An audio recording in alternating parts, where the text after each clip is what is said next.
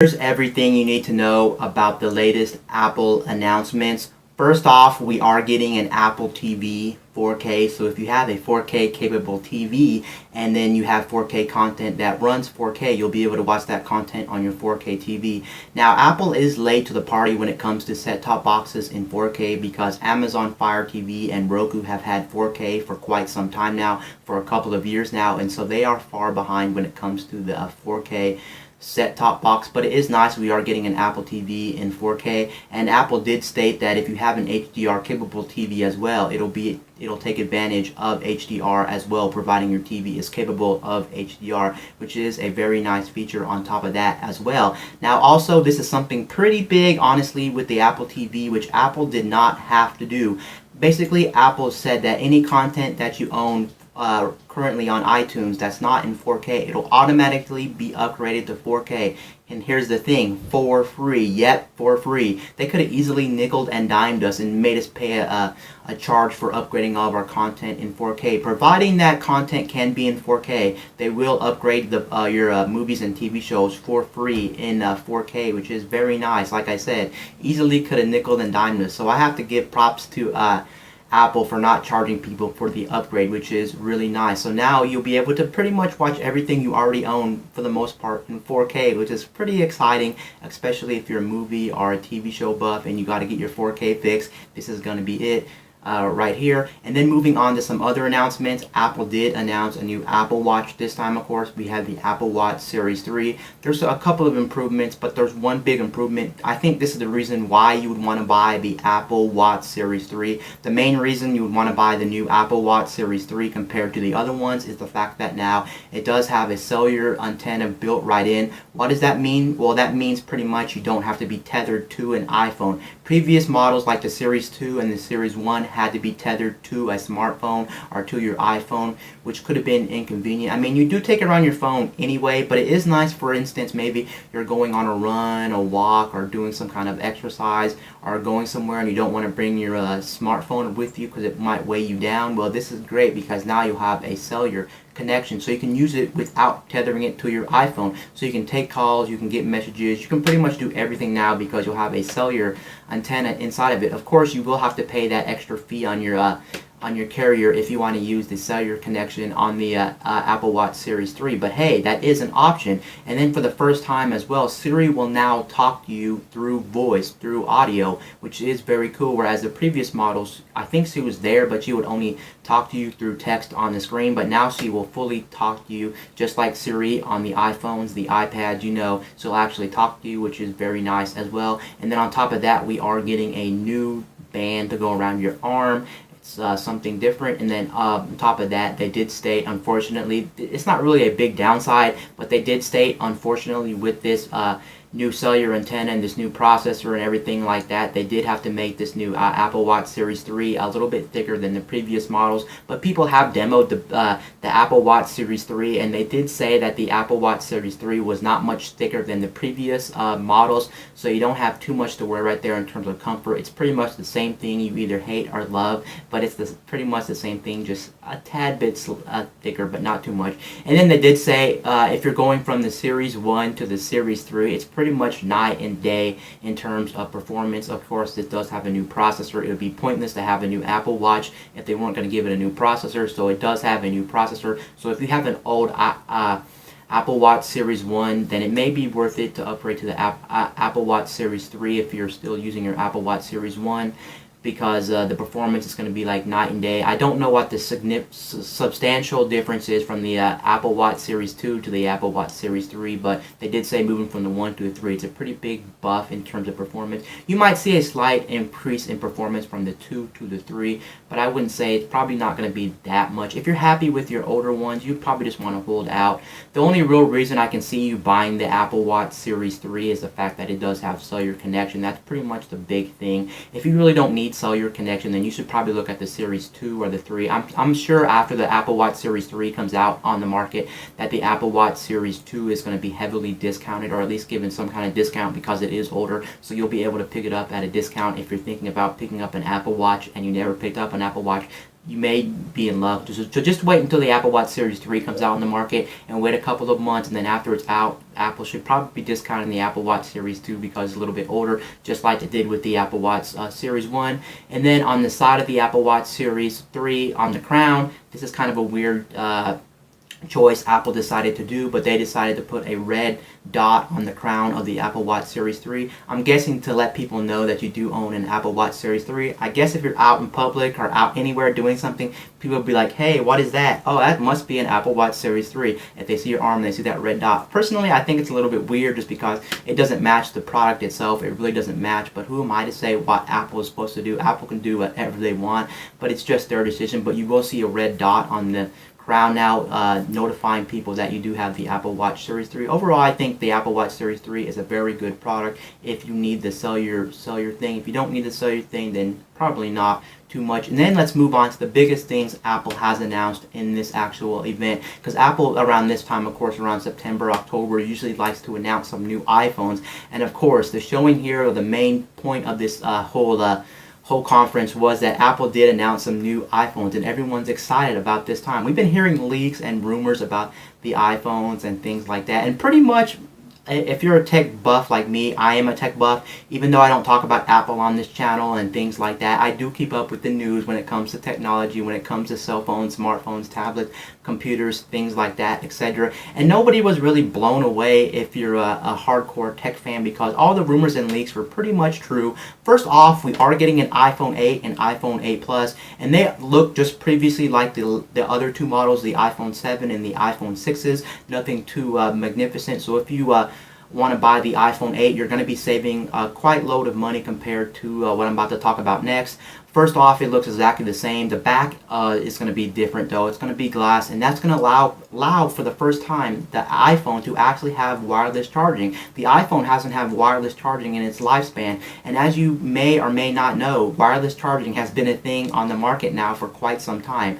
A lot of Android phones have already had wireless charging. The nice thing about Apple here as well, you know, Apple likes usually going to their proprietary ways with their cables, their charging, etc. But this time they're actually using the standard wireless charging. So if you have a wireless charger from an older Android device that has wireless charging, your charger should work with the new iPhone, which is very good if you already have some wireless chargers laying around, which is very nice. Apple, again, did not have to do that. So props to Apple for doing that as well, which is very nice as well. And then of course we are getting, of course, new processors and new specs. We're getting the new A11 Bionic chip. It's going to be a 6-core processor for the first time.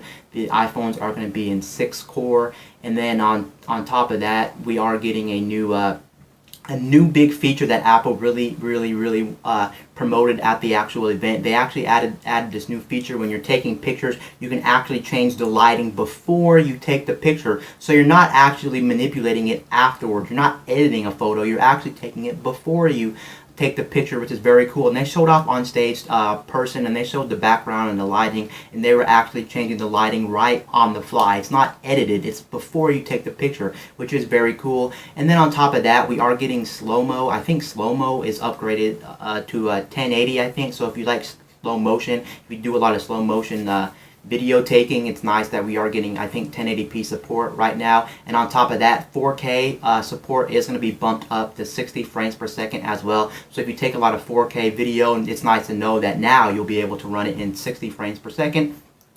And yeah, that's pretty much it when it comes to the iPhone 8 and iPhone 8 Plus. They're the same phones as 6 and 7, just with a little minor details bumped up here and there. I think the phone's going to start at $699. They are giving us a new gold option. It looks a little bit different than the previous gold one, so that's pretty much it when it comes to new colors. We're getting this new gold color, and there's only going to be 2 options when it comes to storage. No more is there going to be this 16, this 32 baloney. They're starting at 64 and 256 gigs, so you only have 2 options when it comes to storage. And honestly, I have to commend Apple for doing this. Why? Because storage has always been an issue on phones, especially if you got the lower end one. You'd either have to do all these updates. You know, the updates to iOS or Android pretty much kills off the memory, those updates. Of course, nowadays those updates to phones are more taxing on your memory because they're much more optimized than they were in the past. But it is nice that Apple is just saying nope, we're not giving the user a small amount of memory. 64 or 256 is going to be it. So that's what we're going to be getting for the iPhone 8 and iPhone 8 Plus. And now to the biggest news reveal that Apple announced. Apple announced the iPhone X, or aka the iPhone 10. So the iPhone 10 is coming out to the market, and everyone for the most part was curious what the price was going to be for this phone.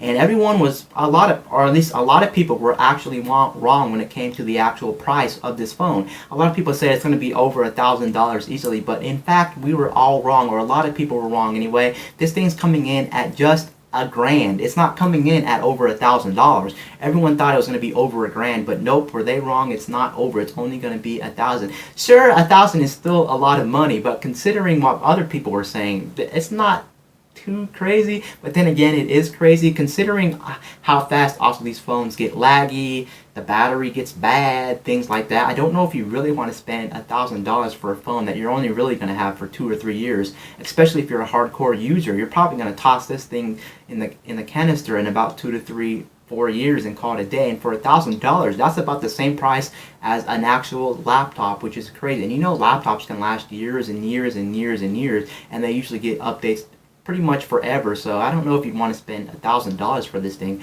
But the new iPhone 8 is pretty much, the new iPhone 10 is pretty much what everyone expected out of Apple, or at least what the leaks and rumors have, and everyone was pretty much right. This is going to be a 5.8-inch Super Retina display. What is Super Retina display? They like calling it Super Retina, but really what is Super Retina? It's Super OLED, because for the first time ever, the iPhone 10 is going to be boosting an OLED display. Now, if you use other phones on the market, specifically Android phones, this is nothing new. OLED displays have been on the market for quite some time now. It's just that Apple, Apple always likes being a little bit behind the curve, and they like waiting it out just to say that their new phones have this new technology and trying to make everybody impressed. But they did finally bring it to the iPhone.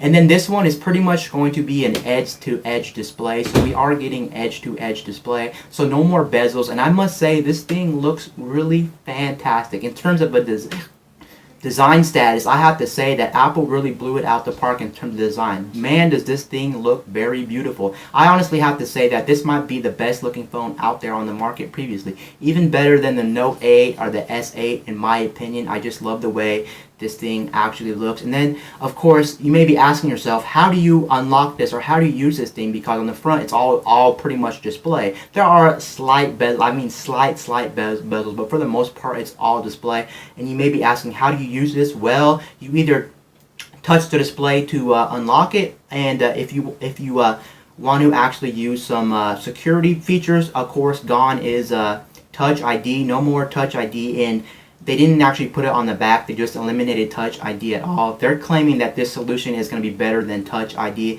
The new solution that they have is face recognition. Now, face recognition is not new either in terms of smartphones. Samsung has had face recognition now for a couple generations now, and it's been kind of finicky, not the best. And the crazy thing about this as well is Apple's is not good, not 100% flawless either. It does have some flaws. You can see up on stage when he tried to unlock the phone, he looked down and it did not unlock, and then he had to use the backup. So you can see it's not that good. But they claim it's pretty secure, and they claim it works for the most part. The only thing I want to wonder about is, how are you going to hold the phone when you're using it to unlock it on your lock screen? You have to hold it in front of your face. Can you hold it a little bit down? They also claim, get this, they also claim that you can use this in the dark because it's going to have some kind of so many sensors on the front. It has a light sensor as well that can see you in the dark. I'm not really buying this at all. Honestly, if you were to ask me, I think this thing's going to end up being a Samsung thing as well. It's going to be a little bit gimmicky because, let's be honest, this new technology, this face scanning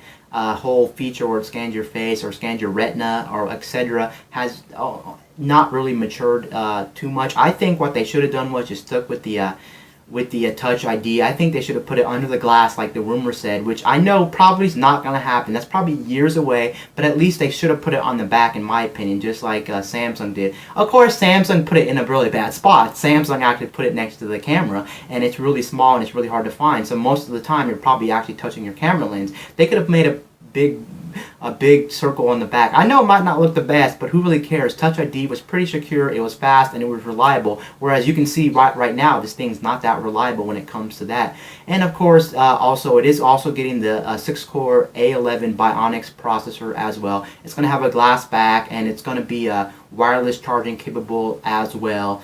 And overall, the new iPhone is looking pretty sweet. Also, they did show off a new feature when it comes to emojis, I think. And this time we're going to have animated emojis with your face, which is pretty cool. They showed them choosing some emojis, I think like a fox and an alien or something. And then they were just up there moving their mouth because it does have face tracking with the whole unlocking thing. So that's carried over to emoji. So if you want to have a talking emoji with your voice and it's moving, which is pretty cool. I thought that was actually pretty cool. They didn't have to show that off, but that was something as well. Overall, the new iPhone 10 is looking like a very good phone. They also did announce a new little charging cradle that'll hold the, you can charge your iPhone, you can charge your Apple Watch, basically the wireless charging stuff. You can also charge your Apple AirPods on there as well if you have the AirPods. It's a little charging stand or charging dock that will charge multiple devices, which I thought was actually pretty cool. And then one feature that kept showing off a lot was virtual reality, or augmented reality, excuse me. I don't think it's virtual reality. I think it's augmented reality. They showed people holding their iPhone and then they were playing an augmented reality game where like your coffee table is in a game and the whole game's going on your coffee table, but the only way to see the game is through the iPhone's camera. And that's been around for a while now. I don't know about those kind of games. I'm not really into those. The 3DS have those augmented reality games when you buy your 3DS. Actually, the first company to have augmented reality, at least I think so. I could be wrong about this, but I remember the first time I used augmented reality was not on any of these current devices. It was actually on the PSP, believe it or not. Now this one is a niche thing, and probably a lot of people don't know about this, but the PSP actually had augmented reality.